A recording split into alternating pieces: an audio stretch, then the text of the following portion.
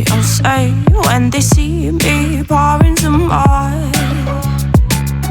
Oh, then gets empty again. Better fill it up before I go.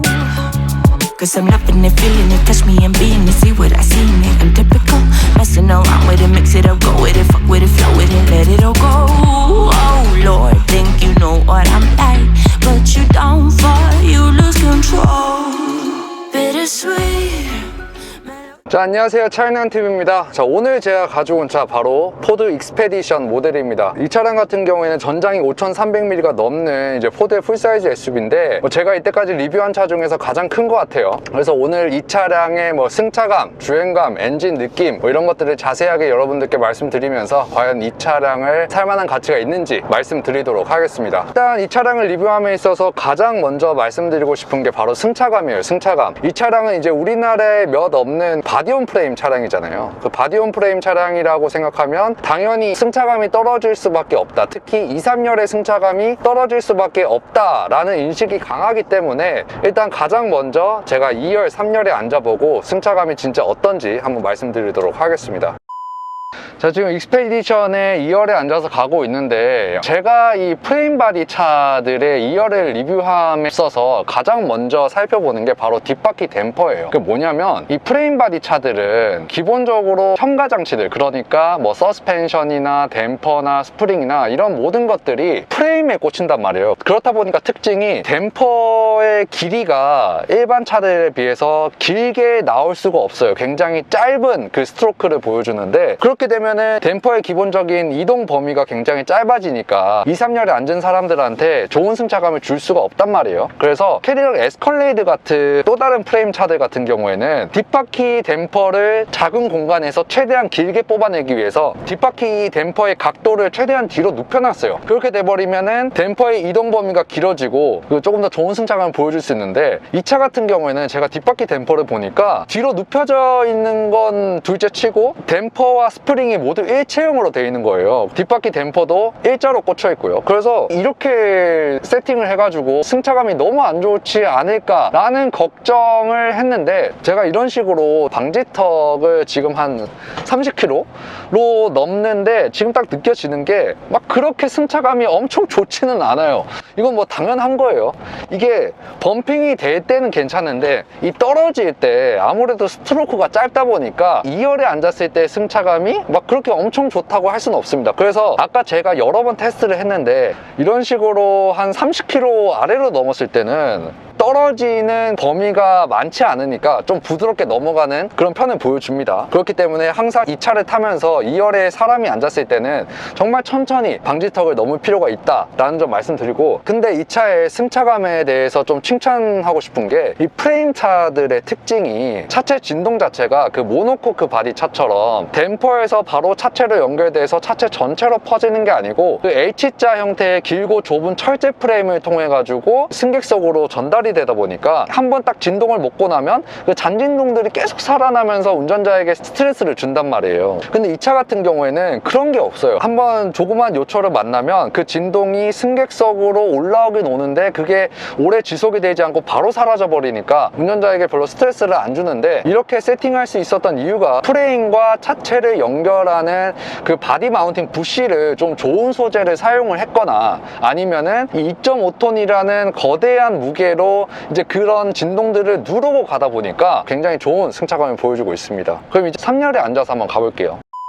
자, 지금 익스페디션의 3열에 앉았습니다. 보시다시피 공간성에 있어서는 거의 타일 추정을 불허하는 모습인데 제가 키가 178인데 헤드룸 같은 경우에는 여유 공간이 그렇게 많지는 않은데 이것 때문에 답답하다는 느낌은 전혀 들지는 않고, 레그룸 공간 자체도 지금 2열을 굳이 앞으로 당기지 않아도 지금 무릎이 닿지 않는 그런 모습을 볼 수 있고, 이런 식으로 방지턱을 넘을 때 아무래도 이 시트가 바퀴 바로 위에 위치하고 있다 보니까 이렇게 방지턱을 넘을 때 1열에서도 그렇지만 떨어질 때 약간 충격이 있게 떨어지는 느낌이 있긴 한데, 솔직히 프레임 바디에서 이 방지턱 승차감을 기대하기에는 굉장히 어려운 부분이 있어요. 그렇기 때문에 이 차를 가지고 장거리로 고속도로를 크루징하면서 간다 라고 생각했을 때는 프레임 바디임에도 불구하고 꽤나 괜찮은 승차감을 보여줄 수 있다고 생각을 합니다.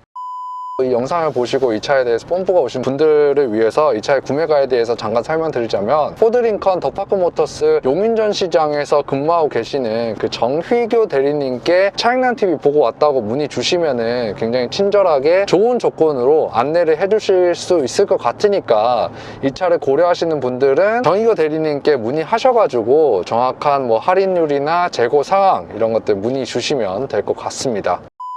그리고 다음으로 이 차를 구매하시는 분들이 걱정하실 만한 부분이 바로 연비인 것 같아요. 2.5톤에 달하는 엄청난 무게에 V6 트윈 터보를 달았으니까 당연히 연비가 좋을 수는 없죠. 근데 이런 차를 구매하시는 분들은 연비가 안 좋아서 걱정을 하시는 게 아니고 그 주유소를 자주 가야 될까봐 많이 좀 걱정을 하신다고 하시더라고요. 그래서 연비를 한번 체크해 봤는데, 신호등이 있는 시내 주행 한 50%, 관선도로 한 50%로 지금 한 9.8km를 달렸는데 평균 7.7km의 연비가 나와요. 이 차의 연료통이 88L니까 600km에서 700km를 갈 수 있는 거리가 나온다고 하는데, 일반적인 4기통 차들의 풀주유를 했을 때 나오는 1회 주행거리랑 거의 맞먹는 수치라고 할 수 있어서 굳이 주유소를 자주 가야 되는 번거로움은 없을 듯 해요. 그리고 다음으로 또 걱정하실 부분이, 이 차의 사이즈가 너무 크다 보니까 지하주차장에 세우기 너무 힘들지 않냐 라는 걱정을 많이 하세요. 그래서 제가 한번 직접 주차를 해봤는데, 제가 주차에 있어서는 꽤 잘한다라고 생각을 하거든요. 그래서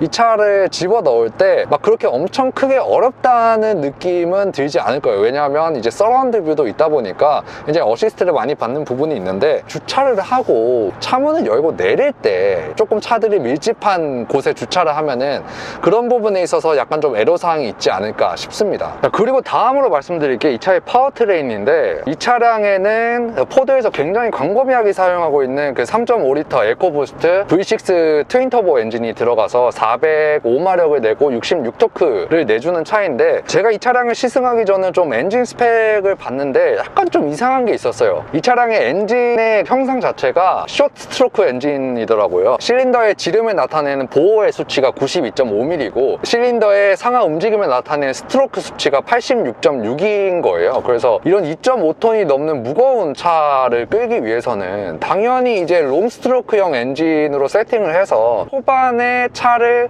힘있게 치고 나가게 하려는 그런 세팅을 당연히 하지 않았겠냐 싶었는데, 오히려 그 반대로 마력형 엔진을 넣었다는 게 약간은 처음에 좀 이해가 안 됐는데, 좀 잘 생각해보면 이 차량이 지금 V6에 트윈터보를 걸어서 토크가 무려 66토크란 말이에요. 근데 그 정도라고 하면은 솔직히 기본적인 엔진 스펙이 굉장히 높고, 무엇보다 이 차량의 배기량이 3500cc라고 하면은 일반적으로 6기통 터보 차들의 배기량인 3000cc를 생각하면 500cc가 더 높단 말이에요. 그게 실린더 6개니까 6으로 나누면 한 실린더당 583cc죠. 한 83cc가 더 들어간단 말이에요. 그 cc가 더 늘어난다는 거는 그만큼 엔진의 스트로크나 보어를 조금 더 늘릴 수 있다는 거고, 이 차량 같은 경우에는 그 보어를 조금 더 늘렸으니까, 보어를 늘리면 엔진 실린더의 단면적이 넓어지니까 그만큼 더 넓은 힘으로 힘을 받는다는 걸 의미하고, 그만큼 기본적인 힘 자체를 굉장히 늘린 엔진이라고 볼 수 있어요. 그렇기 때문에 솔직히 포드 입장에서는 이 차량을 뭐 F150 랩터나 이런 고성능 차에도 광범위하게 사용하기 때문에 굳이 이 차량을 위해서만 롱스트로크형 엔진을 넣을 필요가 없다는 거죠. 그래서 이 차량의 엔진룸을 한번 열어보고 하드웨어적으로 어떻게 또 세팅이 됐는지 한번 살펴보고 오겠습니다. 자, 지금 뒤에 보이시는 게 포드 익스페디션의 3.5L 에코부스트 엔진입니다. 야, 진짜 근데 보자마자 어마어마한 게, 야, 흡기관 두께 좀 보십시오. 이게 진짜 제가 이때까지 본 차들 중에서 가장 두꺼운 것 같아요.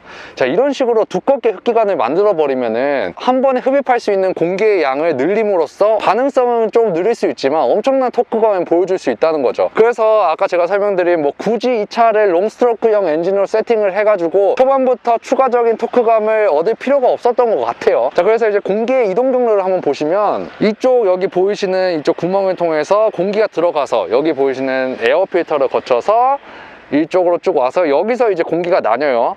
이쪽으로 가는 거는 왼쪽에 있는 터보 차저로 꽂히고, 아래쪽으로 가는 거는 오른쪽에 있는 터보 차저로 꽂히죠. 자, 근데 제가 이제 에비에이터 때도 한번 말씀드렸는데, 이런 식으로 V6 엔진을 장착한 차들 같은 경우에는 요즘에는 이 V자 형태의 실린더 내부에 터보를 두는 경우가 많단 말이에요. 배기 매니폴더를 최대한 짧게 해서 터보의 반응성을 올리기 위해서. 근데 이 차 같은 경우에는 보시다시피 실린더 바깥쪽에 터보를 각각 왼쪽 오른쪽 이렇게 놨잖아요. 있잖아요. 이런 방식이 솔직히 요즘 방식은 아니에요. 그리고 왼쪽에서 과급된 공기가 이쪽으로 모이고 오른쪽에서 과급된 공기는 잘 안 보이는데 이쪽 아래에 관을 통해 이쪽으로 모여서 앞쪽에 인터쿨러를 통해 가지고 여기 보이시는 이 두꺼운 관을 통해서 양쪽으로 이렇게 나뉜단 말이에요. 그러니까 흡기관의 어떤 길이도 일정하지 않을 뿐더러 터보를 실린더 바깥쪽에 뒀다 보니까 일정한 흡기압이나 어떤 빠른 반응성을 기대할 수는 없는 엔진이에요. 그렇다고 이 차에 잘 안 맞는 엔진을 넣었냐? 그건 또 아니죠. 왜냐? 이 차는 뭐 기본적으로 반응성이 빠를 필요가 있는 차는 아니죠. 어떤 묵직한 토크감을 통해 가지고 견인하는 그런 엔진이 필요한데, 제가 아까 말씀드린 이런 흡기관 두께, 그리고 비록 순행식 쿨러는 사용하지 않지만 공랭식 인터쿨러를 통해 가지고 흡기관을 길게 함으로써 또 추가적인 토크감을 얻을 수 있기 때문에 뭐 이 차에 딱 맞는 그런 엔진이라고 볼 수가 있어요. 자, 그럼 이해가 되셨죠? 그럼 주행으로 다시 넘어가 보도록 하겠습니다. 자, 마지막으로 이 차를 좀 총평을 해보자면 가격 얘기를 안 하고 넘어갈 수가 없을 것 같아요. 가격이 8천만 원 중후반대를 마크하고 있는데, 물론 이 차가 포드라는 약간 대중적인 브랜드다 보니까 내장재들에 있어서 그렇게 고급감은 없지만 3열을 정말 실용적으로 활용할 수 있는 미국 풀사이즈 SUV를